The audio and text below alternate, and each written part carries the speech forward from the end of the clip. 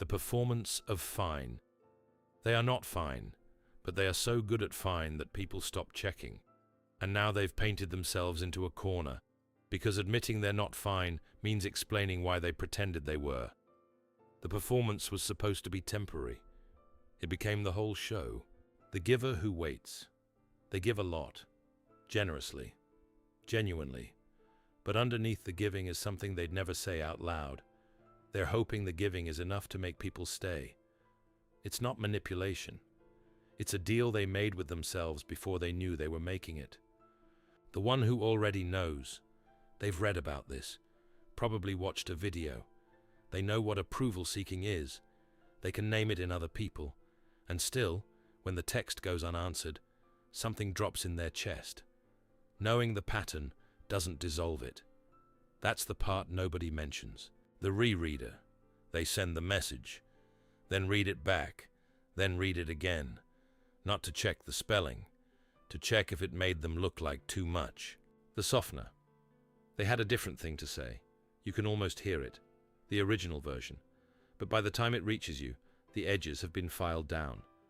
The want became a suggestion. The no became a maybe. They didn't lie. They just made themselves easier to accept. The room reader. They know what everyone in the room needs before anyone asks. They adjust their energy, their volume, their opinions. They arrive as whoever that room needs them to be. Somewhere along the way, they got very good at disappearing into usefulness. The over-clarifier. They say the thing, then explain it, then explain the explanation. They're not nervous about the information. They're nervous about being misread. Every clarification is a small apology for taking up space. The deflector. Ask them how they are, and they'll tell you how you are. They redirect. They ask questions. They become interested in you. It looks like warmth, and it is warmth, but it's also a way of never having to be the one under the light. The apologizer. Sorry for asking. Sorry for bothering you. Sorry, just quickly. They apologize before the inconvenience has even happened. They apologize for existing in a way that might require something from someone.